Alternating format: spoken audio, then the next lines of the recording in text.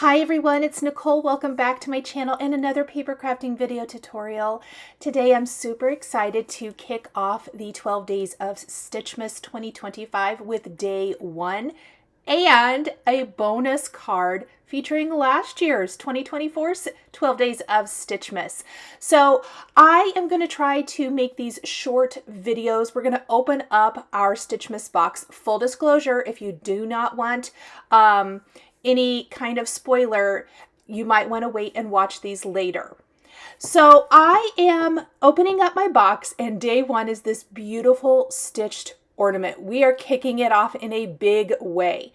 I have die cut all of my components, and much like my 13 Days of Craftoween series here, my recent series, this is going to be shorter videos where I really try to incorporate lots of other Spellbinders products into my cards to create beautiful cards for the holiday season.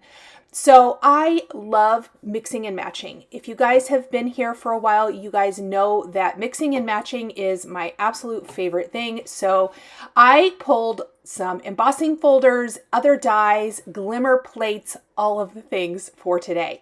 I'm starting by stitching the components for the ornament. I go from the outside of the ornament and we're ending on the inside. There's 3 different stitch sections in this hanging ornament today. I chose to go with this blue, white, and silver theme. This is something that I found myself drawn to quite a lot, and I thought it was really pretty. So I'm using lots of my favorite colors of Spellbinders cardstock, and when I am creating a card that I really want to have minimal colors, let's say, I focus on texture.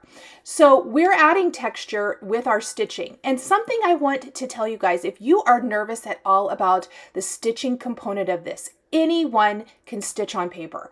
I know that I also stitch on fabric, and that's a whole different component. I promise you guys, this is not the same, nor is it that time consuming. All of these projects, I feel like in the Stitchmas boxes, are made to be very easy to achieve. And really, I feel like they kind of almost give you the instructions, if you will, because you can see those score lines. So you kind of see what they're imagining when these were designed, that you just follow along. I like to use 3 strands of floss. When stitching, I feel like that fills the area nicely, and I use whatever floss I have on hand. Obviously, DMC floss works fantastic, but I am using some over-dyed floss. That's what I have. That just means it's variegated and it may have a little bit of difference in color in the strands.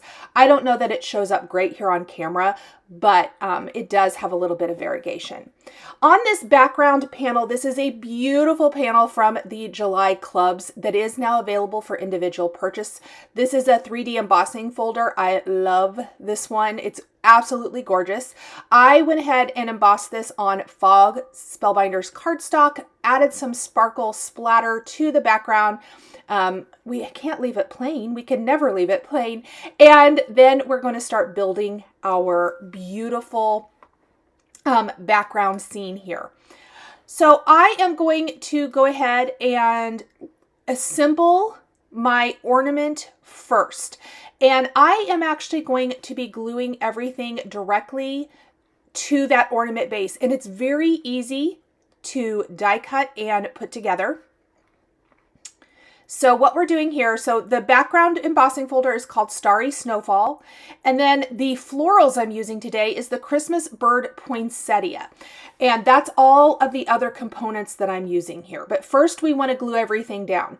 I would recommend having some reverse tweezers handy. If you have more than one set, that is super helpful. And I am gluing it and then kind of using this to help pinch and hold it in place.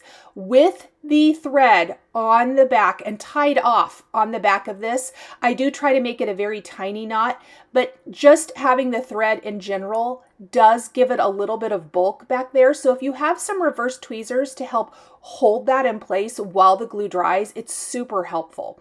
But look how beautiful this is. Absolutely So stunning. I can't wait to make more cards with this. Now, much like my Craftoween series, you're going to see dies from previous days show up in other cards throughout. So maybe you can take, dies from day 1 and mix them with dies from day, I don't know. I'm just going to throw a number out there. That's not going to be necessarily like day 9. Or whatever. That is the beauty of these Stitchmas boxes. Now, I thought it would be really fun because I didn't get a chance to work with the 2024 Stitchmas box to incorporate that and do another card, which I'll share quickly at the end of this video. So if you got the Stitchmas box last year and you are looking for more inspiration for it or other things you can do with it, you can check that out. It is still available while supplies last at a huge discount. So definitely click the link down below if you are interested at all in the 2024 Stitchmas box. Okay, once the ornament is all assembled, I am still missing the little Noel banner. We are going to add that near the end. I'll show you why here in a second. I'm going to start building the florals around the ornament. So my inspiration or my imagining, my story, if you will, for this card is that the ornament is hanging in this beautiful white Christmas tree that's decorated all with silver and white. So what I was starting to say earlier is texture matters when you aren't incorporating tons of color. I didn't use green for my greenery. I used white, sparkly, glittery cardstock. I used ice vellum for my poinsettia. I used brushed white for my greenery. I used brushed silver for my greenery. All things that I think complement better than what green would for this particular color or ornament. You always kind of be aware of that. And if you have a bunch of different cardstock textures, the treasured cardstock from Spellbinders is a great example of this. Those packs come with lots of different texture in them, like mirrored cardstock, matte cardstock, brushed cardstock, glitter cardstock. Those all give different look and feel without being over the top and adding lots of extra color. And that's definitely my goal with this kind of a card. I think it's so beautiful and elegant, and it really works for the colors we're using for this design. So now that I have my greenery all tucked in place and my poinsettia kind of right there around the ornament, I did add gems to the ornament. The silver gems, we're going to add opal gems to the center of the poinsettia. Again, very much being aware of color and choices for those kinds of things. We're going to pop the ornament up with foam. All the greenery is glued directly to the background, and we're going to foil. This is a beautiful Glimmer sentiment set called Wonderful Winter Sentiments. It is not brand new. I think other than the 2 backgrounds I'm using today, everything else is from previous year's releases, so you might have some things similar in your stash. And I went ahead and foiled that. It's going to foil all the sentiments, and then the die will die cut all of the sentiments. And I did that on fog cardstock, and we're actually going to use those sentiments on both cards. Then I foiled the Noel from today's Stitchmas box, and then I used the coordinating little banner die. This is not a glimmer plate, but you can glimmer some of your dies. Not every die maybe will give you the best results, but I love these little sentiments glimmered, and I often do this because it's one of my favorite looks. And then we're going to pop that up at the top and see how it just finishes off the ornament perfectly. I didn't like how I had that. And I did pop that up with foam, which kind of helps round out the foam and that ornament hanger. And I just love it. I love that little pop of blue with the silver foiling. Then we're going to take some additional opal gems and scatter those throughout the card to finish it off. Really subtle, but it adds that extra sparkle and shine. We popped up It's the Most Wonderful Time of the Year sentiment. That's the one I chose for this. Any of them would have been beautiful, honestly. But I loved that. I think the font works really well with the elegance of this card. We'll glue the whole card base to a white top fold card base. And you guys, look at that gorgeous card. Absolutely beautiful, and I love it. So I was inspired And I thought, what could I do as a little extra bonus for this series? I'm not going to promise every day we'll have 2 cards featuring the 2024 box, but I'm going to try my best. And I decided to take the snowman from day 1 of 2024, and I'm going to stitch him up using all the same colors. We're also going to use all of those same florals from the Christmas bird poinsettia to create a very similar yet different card. This one's going to be landscape portrait, and this one I was imagining a Christmas display. So the first card we're imagining an ornament hanging in a white Christmas tree. That was my story. For this card, I'm imagining this snowman sitting on a mantle or a shelf or in a display or in a bowl on a table or a tray on a table, tucked in to white and silver greenery. Very similar, but it's a different image. So again, the stitching on this is very similar to what we stitched on the ornament, where you go out from the outside and you end up on the inside. I did a very light blue for my snowman, and I did do that same white color, I think it's called 12 grain actually, for the ornament and for the hat. But I used the blue beadboard color from Classic Colorworks for the snowman because it was this beautiful soft blue that I felt like matched the